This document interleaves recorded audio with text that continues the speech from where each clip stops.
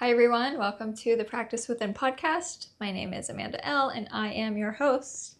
And before we get started, if you are listening to this in real time or before December of this year, I just want to give you a little reminder that last episode was all about a gift guide. So I had a whole entire gift guide, some festive and seasonal ideas that are realistic, fun, and affordable. So be sure to go check that out. You can check that out here on the podcast if you're listening, if you're watching YouTube, or you can head over to Substack. My Substack lines up with my YouTube and my podcast videos, so all three are basically the same content, just in a different form. So be sure to check those links out down below if you would like to be consuming my words in a different way.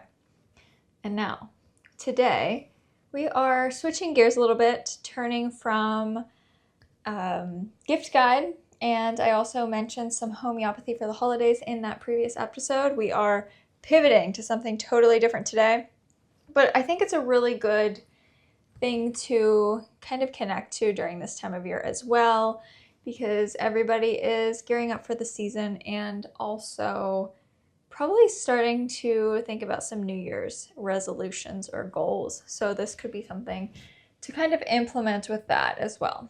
And that topic is why everybody is obsessed with protein. And my belief is that we as a society are eating way too much protein. It is quite literally crazy. And before we dive in, yes, protein is important in a healthy diet. Yes, some people do really well with a high protein diet and see very good results physically, externally physically, and internally physically. That definitely exists.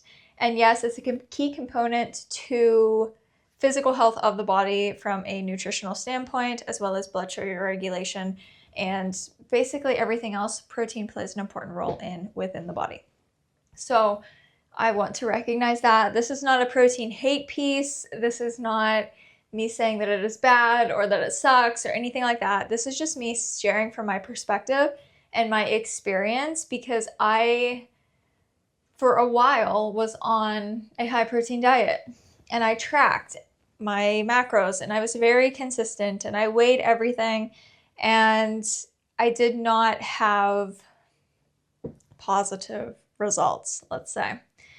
So this obsession that we've been seeing over the past few years is very interesting. If you get on the internet, especially social media like Instagram or probably TikTok, I don't know, I'm not on there very much, but if you get on there, you will see a lot of what I eat in a day videos where there are very thin people, mostly with abs or prominent muscles, and they will show you a quick snippet of themselves in very little clothing typically, and then they will tell you what they eat in a day on a high protein diet. Usually these people are eating 140-ish, give or take. Women are eating 140-ish grams of protein. I am not hating on these women.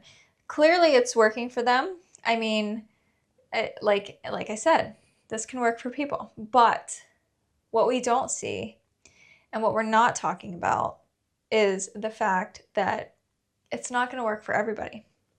Because the thing is that this overconsumption, in my opinion, of excess protein is overriding the very thing that is most important for us to listen to, and that thing is our intuition. And so you'll see a lot of diet gurus, let's say doctors or holistic practitioners or dietitians potentially, or fitness people, like just people in that space or those spaces, talking about the importance of having 30 to 50 grams of protein at every meal. They will mention eating a gram of protein per pound of body weight or your ideal body weight. And there's just a lot of noise in this space, a lot of advice and a lot of marketing to convince you that this is the way, to convince you to keep coming back to their content, to view it, to be inspired by it, to follow it. And when we seek external following, we are often disconnecting from that internal guidance that should be the first thing that we are following. So I'm speaking about this protein circumstance from personal experience. I have been there, I have done that. Would you like to know what happened? So I was inflamed. My digestion was a wreck. I was overly hungry all the time. Like the level of hungriness that I felt was not normal. Like I would just eat a very high protein meal and then I would not feel satiated and I would feel physically hungry. I was counting macros though. I was weighing all of my food, perfectly tracking, eating whole foods, like not many processed foods at all. I wasn't eating gluten and dairy during this time because I was having those digestive struggles. And just in general, I was doing things right. I was following the guidance. I was following the rules of a high protein diet and lifestyle. And yet I was miserable. The scale wasn't moving. My pants were tighter. I was uncomfortable. I didn't look good. I didn't feel good. And I did it for a long period of time. It was a long-term journey. It wasn't like I did it for a couple of weeks and I was like, this isn't working. We're talking like months and months. Like I can't remember for sure, but I think it was around a year of this and nothing was improving. Everything was getting worse. And the most important thing for me personally, this isn't something that is really talked about much either, is the fact that my food was uninspiring. I was just eating food. It was like food was a puzzle and I was like piecing the food together to be consuming the right macros. And I was just like, here's some protein, here's some carbs, and wherever my fat is incorporated, it is. And so I was just looking at things so 2D, let's say, like just so flat.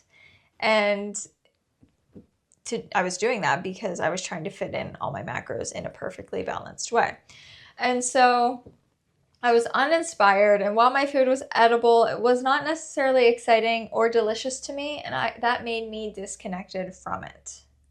And that is very important because if you are eating food, if you're just shoveling in food just to eat it, and you're not feeling a sense of gratitude for it, a present moment of connecting with it, maybe smelling it or tasting it for how delicious it is, like if you are just so disconnected and you're just consuming it because that's what we have to do as humans, is consume food to survive and to thrive. Like your body is going to be digesting it in a completely different way than if you sit down present with your meal and you smell it and you look at it and you're like, this meal is just going to be so nourishing. And then you eat it with presence and you feel the textures and you taste the flavors, and it's a whole experience that changes the entire game.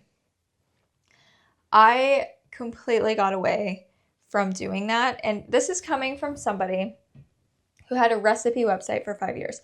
I posted 3 to 4 recipes, new recipes, every single week for 3 to 5 years, or for 5 years.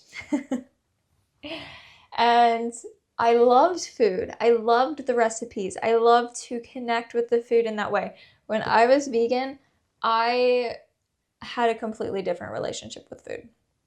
And everything changed for me when I started to, one, eat more animal products. That was really challenging. But it really started to change for me when I ate more protein and I ate higher amounts of animal products in general, which are mostly the protein that you're consuming, would be the animal products.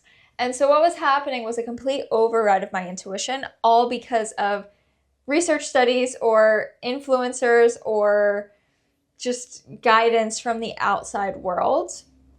And that created my completely apathetic outlook on food in general. And I was like, I hate food. Food is disgusting. I hate eating. I wish I could just not eat. I was skipping meals. I was then trying to break away from the chains that the protein obsession had me in. And every time I would not perfectly balance my meals or not incorporate protein into the thing that I was consuming, I was feeling so much guilt. And this happens a lot. And when this happens, then food becomes a burden. And it's something that you do because you have to do, even though all love for it is completely lost. And I feel like a lot of people are in that circumstance where all love for food is completely lost. It feels like a burden. You don't know what to eat because all of this noise and guidance and research on the internet tells you the best way, and it all conflicts with everything else. I could find you a convincing research study on why veganism is the best. I could find you a convincing research study on why eating a high protein diet is the best. I could find you a convincing research study on pretty much any of this. And once I really started to break free, my love for food started to come back again. And so I had to force myself to stop caring. I had to pretend that I didn't care and hope that eventually I would end up not caring. So it was like a fake it till you make it type of thing. And the fear that came along with that disordered way of thinking quite literally had to be thrown out of the car. So like that fear was driving my food car, let's say.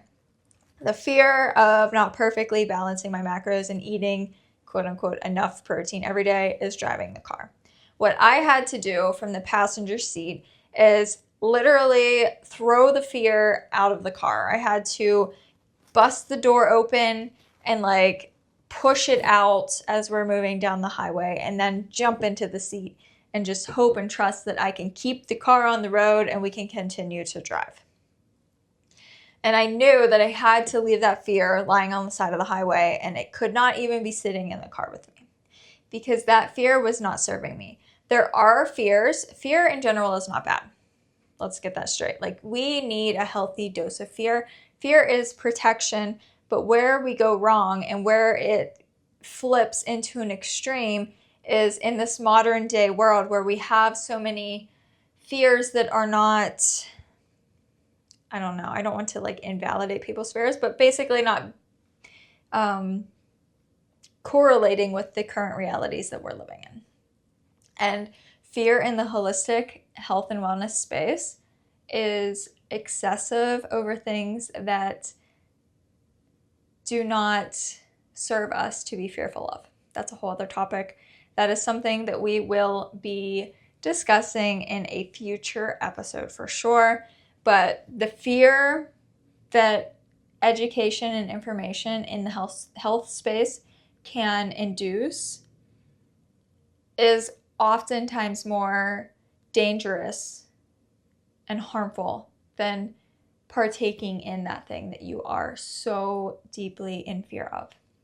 Like, if every time you see a cell phone tower when you drive past, or you go on vacation and there's one like right down the street, like from your hotel room or something, and you are like so deeply entrenched in fear because of the EMF exposure, you are creating a response in your body to this thing that you could very well neutralize or mitigate the level of potential harm by having a different mindset, by recognizing your body as the divine healing mechanism that it is, by trusting your body's ability to process and to handle that which comes its way, especially in these temporary situations.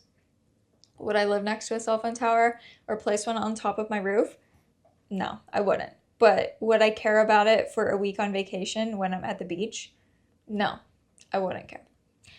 So anyways, the fear that I had, I knew could not sit in the car with me. I knew it was not protecting me from anything, and I knew that it was not serving me. I had to throw it out the window. And the journey to get back to a place of enjoyment with food is an ever-evolving one for me. Some days I don't care about the protein and it's easy and I just eat for enjoyment, let's say, but I'm eating from a healthy space. I'm eating whole foods. So let's say I have oatmeal, but I don't put protein powder in my oatmeal. Like, I made oatmeal the other day, a bowl of oats with coconut milk and peanut butter, just plain peanut butter. What else was in there? Hemp seeds, lots of hemp seeds, and an apple. I weighed everything, and that bowl of oatmeal came out to 20 grams of protein. And I was like, wow, 20 grams of protein, that's not bad. And I was really impressed. And so I think the surrender piece and the enjoyment connected to consuming that bowl of oatmeal with my 20 grams of protein is like a perfectly balanced meal, because not only, I do not subscribe to the calories in, calories out club. And I really am trying to get away from all of the strictly science-based guidance on things in that realm, because we are multi-dimensional humans and our existence goes way beyond the physical. We have the mental body, the emotional, the spiritual. We have like this auric field around us, and our energetic field, our energetic body exists as well. That's a whole other topic for another day. But we are more than just the physical. We are more than what we can just see in the flesh and also on blood work or on a macro website or anything like that. There is so much more that goes into it, and a lot of it has to do with the mind, the brain, the emotions. That is such a hugely underestimated part of everything, literally everything. But anyways, I started talking about my distancing from protein obsession on the internet. And what happened was really interesting, because in an algorithm filled with tons of high protein what I eat in a days were DMs saying that people agreed or had a similar experience as me and understood what I was saying because they were dealing with the same thing. And they were recognizing that the high protein diet, the high protein lifestyle was not physically serving them. It was not fulfilling them. And I was really shocked with how many people commented or DM'd me and told me that they resonated in some way. Because oftentimes on the internet, we get into these echo chambers, and then it feels like we're the only person who is struggling with this and who is, having a rough time with, let's say, the high protein diet. Like, if that's all you're consuming and that's all you're seeing, it's really hard to believe that there are other people out there who are going through something similar. And to kind of go against the grain of that trend is putting yourself out there in a way that a lot of people don't feel comfortable. But luckily enough, I feel comfortable to put myself out there in that way and in most ways to go against the grain, because I know what this is. This is not a long-term lifestyle for most people. This is a trend. And trends come and go. I remember 10 to 12 years ago when I was vegan, veganism was so trendy. That's why we have so many alternative options these days, because it became so trendy. Now we have protein everything. There's protein in the popcorn. There's protein bars everywhere. There's so many protein recipes. Like, everything is protein, protein, protein. 10 years ago, it was veganism or paleo or whatever it was, like keto. Like, these trends come and go. This one just doesn't have a fancy diet name attached to it. It's just high protein. And so I believe, obviously, that the protein obsession and that the recommended amount by a lot of people that you see online is too much for some people.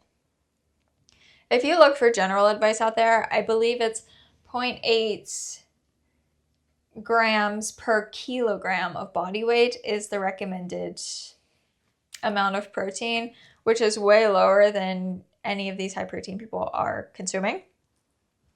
And I didn't calculate that out, but intuitively, I kind of just landed on eating between 80 to 100 grams of protein a day, and that has really served me well. Generally speaking, I'm not one for like research studies a ton. I see the time and place. I see the importance in some ways, but that is not what I'm reaching for first. It's just not my nature. I am more intuitive and flowy and whatever you want to call it. But if you're interested in that type of thing, I have linked some articles, or an article that really breaks down all of this and links to different research studies on this topic in my Substack. So you can go find that there if you want to dive into this a little bit more from the research perspective. But what's really interesting about all of this talk about food and health in general, to me, is individuality and how it's so deeply intertwined with intuition. So the general neutrality around research studies, for me, is because of that. Because I believe in individuality and intuition more than I believe in these blanket, typically lab-induced or very drilled down secular research studies. Individuality and intuition are completely brushed aside in those senses, or in those circumstances, and they're replaced with one-size-fits-all claims, basically, that are really easily marketable. Excuse me, getting everything all tangled up here. And so what does that do? That creates sales, that creates trends, and it creates a lot of confusion for people. And the funny thing is, when somebody asks me like a specific health question, my answer is always the same. And my answer is, it depends. Because it depends on your past. It depends on your emotions and your mindset. It depends on your current state of physical health, especially when it comes to your nervous system. It depends on your environment. It depends on so many things. And so typically there needs to be further diving into the question with more questions so that then I can assist in some more tailored and individualized guidance, which is what we all need when it comes to health. But it's really tricky when you talk about this type of thing because some people, I would say most people, lots of people, are so disconnected from their bodies that they don't even know where to start with something like eating intuitively or knowing how much protein a day feels good for them or is best for them. And there's definitely a movement out there that speaks on intuitive eating. And I'm sure there's different sections or segments of that belief that kind of lets your body be your guide. And I don't think there's a lot of emphasis on the health of the food. It's just more like eating what you intuitively feel guided to. But a lot of times that intuition is not a strong antenna, and so it can lead us down the wrong ways. And I do think there is a specific time and place for something like that. That would be things like eating disorder recovery. But in general, I think we needed an emphasis on intuitive eating with a focus on whole foods, plant-based primarily, including your animal products, but just like wholesome foods. And then it also poses the question to me, like, where's the balance, like I said, with the importance of protein and carbs and fats and vitamins and minerals and fiber and all of these things that we need to have a healthy body, and combining that with your intuitive eating of your diet. So the balance is really interesting because as a society, we have been overriding our body signals for basically years and years and years. I don't want to say forever because I do think there was a time when we were more connected, but it's been a while. And so this has been a learned trait that is passed down through the generations. And there's an obvious reach towards doctors and dietitians and health and fitness gurus and these research studies to tell us what to eat, to tell us how much to eat, calories in, calories out, counting your macros. Like, bread is bad, gluten is bad, dairy is good, raw dairy is the only good. Like, there are so many different camps and beliefs. And we are always reaching out to these perceived professionals to give us that guidance which they can do. And I'm not hating on guidance and support from people in any way, because we need each other and we need support oftentimes in a lot of these spaces. But I think the support needs to be individualized. I don't believe in selling a blanket program for a high protein meal plan or something like that, a high protein diet, whatever it may be. I don't believe in that type of thing because it's missing the individuality. It's missing, if you sell somebody a high fat diet and they don't have a gallbladder, but you don't know that because you're just selling high fat diet plans to anybody who's going to buy one, you're not serving that person in the proper way, especially if they're not on any support for their lack of gallbladder. So there's so much individuality and nuance that we really, really miss out on, and it's really not talked about enough. And basically, this desperate reach outwards is a distraction from what is going on inside. And so if we're constantly seeking new Instagram people to follow, or guidance from this person, or programs from that person, or courses from them, if we're constantly seeking and reaching and trying new things from these perceived professionals, which they are professional in a way, but like from these professionals, from these external sources, we are completely missing the guidance and the subtle cues that we receive. The subtle whispers telling you to eat less meat or try more eggs. The subtle whispers to tell you to stop eating apples, or that you need to eat your apples cooked. Whatever it may be, it could be anything.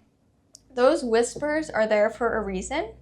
They're messages, just like messages that we get in regards to physical illness, because that's what physical illness does. It is a communication from our physical body to ourselves, to our inner self.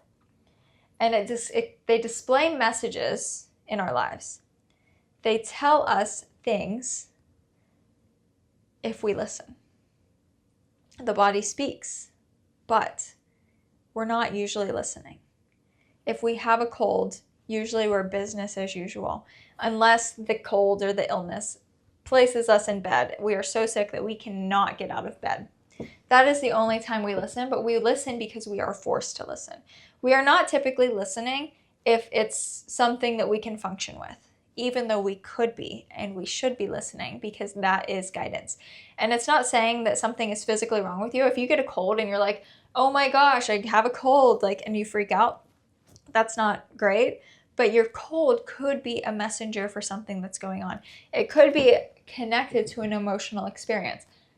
Example, really quick. Last year, I did not receive. Mitch received a phone call from somebody, and this person and I do not get along, and we do not speak, which is great. It has created great peace in my life. So he was on speakerphone with this person that I do not speak to. I do not feel safe or comfortable around or with.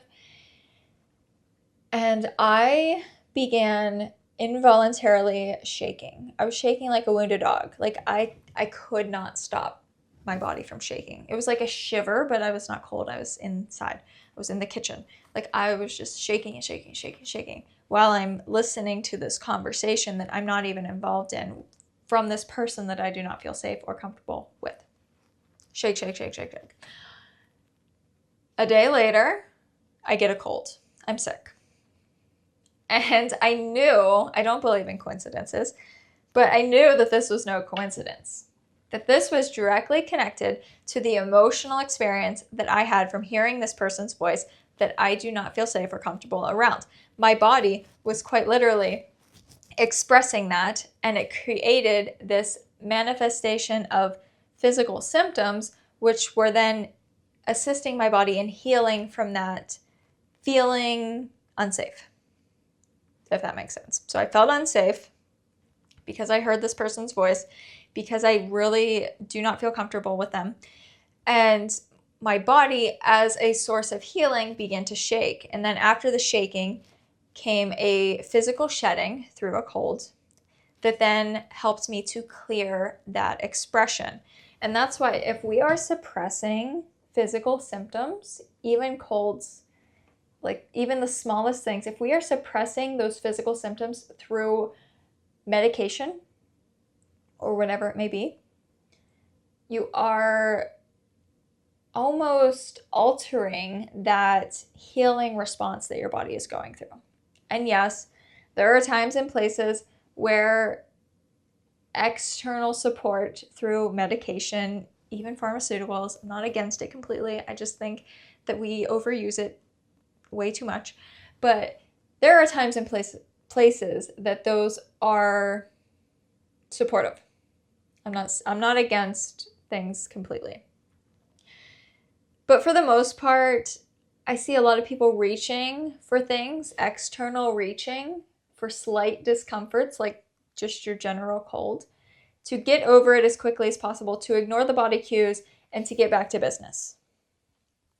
That is not serving the body. That is stopping almost the emotional healing response that your body's going through, that expression that's happening as a physical result is being halted. And then that goes somewhere within the body. And that's not something to be afraid of, because we all have done it. We all will do it again. It's not something to be afraid of, but it is something to be aware of. So we want to bring awareness and not fear. We want to leave that fear thrown out along the side of the road. This is the only time it's okay to litter, is when you're throwing that fear outside the moving car and leaving it along the sideway or the highway. A place of empowerment, a place of education, a place of choice, a place of recognizing what is going on, because the more that we understand our bodies, the more that we can make an informed choice, the more we can understand what's happening. Like, I have a cold and I can connect it directly back to this stressful experience that I had yesterday. My body is healing. That mindset shifts can really help to shift everything, especially your relationship to those physical symptoms. So we want to look at it from a place of empowerment, not a place of stress, not a place of fear, just a recognition of what could potentially be going on. Back to food. So with food and with this concept of intuitive eating, something that could come up is, you could say, I'm craving McDonald's French fries, or I'm craving Ben & Jerry's every single day. Does that mean I should be eating these things every single day? And my answer is no. But my answer is also not to tell you to never consume those things again, because I'm not going to tell you that. I'm going to say that you have an individual choice, and you need to decide what is best for you in that circumstance. For me, I never say never, but I'm most likely not going to be eating McDonald's French fries again. What I will do is eat a couple, not even a whole serving or whatever, but if I'm with somebody who gets Chick-fil-A French fries, their waffle fries, I'm going to eat a couple. And Ben & Jerry's, I'm going to eat some ice cream when I want it. Am I eating it every day? No. Am I eating it once a week? Maybe. Probably. And so there are these things and these decisions that you can make. And I encourage you to make them prior to sitting in that craving. You don't want to make your decisions on if you're ever going to eat McDonald's French fries again when you're craving McDonald's French fries. You want to make these decisions when you are in a very solid and secure place within yourself. And for me, I mean, this is, I think this is a really great method and experience to go through to kind of recognize your non-negotiables. So for me, I'm never going to buy non-organic bread and eat it at my house. But will I eat bread that is not organic when I'm out at a restaurant once or twice a month? Yes. I'm never going to eat, this is me personally, strawberries that aren't organic. Does that mean I'm never going to eat strawberries that aren't organic out in the world? Yes, because that is something that I feel strongly about avoiding. So I am not going to be eating conventional strawberries here at home or out there in the world. That is not for me. I'm not interested in natural flavors. I would rather eat cane sugar than natural flavors. I would rather have something involving cane sugar than natural flavors, because natural flavors sounds really nice, but we don't know what's in them. It is a blanket statement of potential deception and can alter a lot of things within the body. Same with dyes. Food dyes, I am avoiding food dyes 99% of the time. So there are different things that I'm avoiding. Stevia, especially in protein powders. Protein powders are full of different sweeteners and fillers and things like that. I'll eat stevia very rarely, occasionally, but I will not buy a protein powder with a stevia in it. If you're interested in a protein powder that I would buy, check out my gift guide, because I talk about that in that gift guide. But anyways, you have to sit down and kind of figure out your non-negotiables. And these might ebb and flow. This doesn't have to be a forever thing. You can evolve and let this change and be guided by your inner self and your experiences with how things make you feel and your interactions with them in the world. All of that can alter this. But having a clear direction and a clear, list or idea of yeses and nos and occasional things, is a really great idea. So let's say you're craving McDonald's French fries or Ben & Jerry's ice cream. And you say, I'm only allowed to eat McDonald's French fries one time a month. And I already ate them this month, and it's only the 6th of the month. What you got to do is you have to find a healthy replacement. So you need to go home and you need to make yourself some French fries that are healthy and that are a solid option that you feel good about, that makes you feel good, and you roll with that. This is Molly. If you're watching the video, Molly, she has been joining for every episode, I think. So here she is. She is back again. But same with ice cream. Maybe you say, I'm never eating Ben & Jerry's ice cream again. Okay, sure. What are you going to eat when that craving strikes? Something that I recommend is getting a Ninja Creamy, and then they have they're really good cottage cheese creamy recipes out there that will change your life. And there's a lot of other alternatives too if you're dairy-free or something like that. But when you're able to replace the unhealthy thing with a healthier alternative, you'll basically begin to forget about the unhealthy thing in the first place. And then if and when you go back to it, you're like, this wasn't that great. My thing at home is way better, or my alternative is way better. There is this ice cream alternative, I guess you could call it. I only see it at Wegmans. I don't know if anywhere else has it out in the world, but I see it at Wegmans. It's called Fronen, Fronen, I think, and it's made from coconut cream and bananas, and they have a couple of flavors, and it's super, super clean. And that's a really good option if you are really going for the strict vibes. But there are a lot of options out there that you can pursue. And you just have to bring awareness to your non-negotiables and what you're willing to consume and what you're not, and how often you are and how you're not. And whenever you have these cravings, whenever they hit, the more prepared you are in that circumstance, in that mindset, the more likely you are to succeed.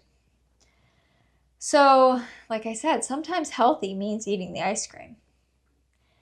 Complete avoidance is aspirational, and I did it for a long time, but sometimes the healthiest thing that somebody needs is to let go of that white knuckle grip and to learn to enjoy a quote-unquote bad thing every once in a while. But then other times, you're back to your Ninja Creamy cottage cheese deliciousness. And so basically, it's recognizing when to choose which path. And you do that from a place of empowerment, not impulsivity. And when you're able to do that, that is how you know you're in true alignment. So in conclusion, that's why the protein obsession sucks. It takes us further away from ourselves, and we end up taking blanket advice from strangers on the internet who are quite literally buying our time and preying on our desperation and insecurities through their muscle-filled, low body fat percentage and probably photoshopped photos and videos, because you can Photoshop and edit videos too, especially now in this AI world, which is also a whole other topic that we will be touching on next week. But the subtle messaging that is occurring is very strong. And when you are in that scroll hole, when you are just scrolling and scrolling and scrolling, that is being embedded into your subconscious, into your psyche. And it is quite literally becoming a part of you and your beliefs. And so recognizing what you're consuming and how much of it you're consuming, and with as much presence and intention as possible. Trust me, I know it's challenging. I get stuck in the scroll holes too. Not as much as I used to, but it still happens. It happens to all of us. But the more intentional you can be and the more you can curate that algorithm to really empower you and inspire you compared to make you feel like a lower vibrational emotion, the better off you'll be. Because what a lot of this marketing does is basically says, if you do like me, you'll eventually look like me and you'll have a lifestyle like me. And a lot of times when we're scrolling, we are in a lax state, for lack of a better word. And we want what we see, even though we know that it's a lot of smoke and mirrors and we don't know what is happening fully behind the screen. We still can't help but to want that and to compare ourselves and to feel less than. And so to switch that and to kind of tune back into your own life and take more control will start to shift your relationship to food, your relationship to protein, and every other macro and every other aspect of your diet. Everything starts to change. So it's really time to stop looking outside of yourself and to start looking inside. To eat more unprocessed foods. To feel those cravings, not be afraid of your cravings, not try to ignore your cravings, but to feel your cravings and then begin to swap them out with whole food alternatives. There are so many alternatives that you can make now, that you can buy now, swapping them out. Because the goal is to live a healthy lifestyle, and lucky for all of us, there is no one size fits all. Most people won't tell you that because that doesn't sell. I can't sell my protein-fueled meal plan to you if I say the amount of protein needed per person varies based on a plethora of things. And it's probably not nearly as much protein that you need to consume as you think you do. And there is a right way to do things, but that right way to do things is individualized to you. And here's the key too. It is ever changing. So something that works for you right now might not work for you in 5 years. And something that worked for you 10 years ago might not work for you right now. And so what is the now, the here and now thing or things that most support you? Finding those is the key. Because most of us, we don't want to be eating chicken and rice and broccoli every day. We don't want to be eating the same exact thing every day. In fact, from a microbiome and nutritional standpoints, that's not great either. We need a variety of foods consistently to be supporting our bodies on all levels. And who wants to eat a gym-inspired, bodybuilding-based diet? That was a tongue twister for me for some reason. Who wants to be weighing their food every day and trying to fit these puzzle pieces in instead of making like a nice casserole dish or something fun? Like, we humans are so much more intricate than that, as I said at the beginning of this podcast. The body goes way beyond the physical. The components involved in nourishing a human cannot be reduced to a math equation perfectly executed every single day. We are so much more. And once we see that, we can begin to feel it. And once we feel it, that's when we are truly, truly free. And so I encourage you to kind of dive a bit deeper into intuition in your life, in your diet, in your food that you're eating, in your grocery store experience. Like, let your intuition be your guide and blend it with the awareness that all macro and micronutrients are important and powerful, but not giving so much emphasis on just one or a perfect balance, but letting it ebb and flow and noticing how that makes you feel and really tuning into that. And I think individuality and intuition are something that we can all continue to focus on, to hone in on, to let inspire us from within. It's almost like you're taking a deep breath, and on the inhale, you are being filled up with intuition. And on the exhale, you express that individuality onto your plate, into your cart, in your kitchen in general. And so this inhale of intuition, exhale of individuality that sprinkles out into your reality is the way to shift your life. And when you're able to do that for yourself, other people will start to observe. And then that inspiration will hopefully go to them too. We don't want to place any attachments on that because everybody is on their own experience. But it can be influencing to others too. And we need more influencing to connect to ourselves individually rather than to follow a specific diet or workout or protocol or whatever it may be.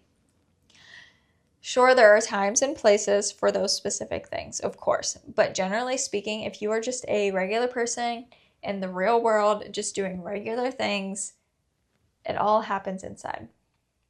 And allowing yourself to recognize that is the beginning of taking that journey inward, which will then be reflected outward. So I think that's it. I hope this made sense. I hope this helped. If you would like to follow me on Instagram or YouTube or the podcast or Substack, you can find all of the links for all of that down below. I would love to hear from you. You can send me a message on any of the platforms. You know what to do. Comment, message, whatever. Let me know what you think. Let me know your experience with protein or your diet in general or your intuition. I would love to hear from you. Leave a rating and review. Share the show with somebody that you think might benefit from listening to it. And with that, I will talk to you next week. Thank you for listening.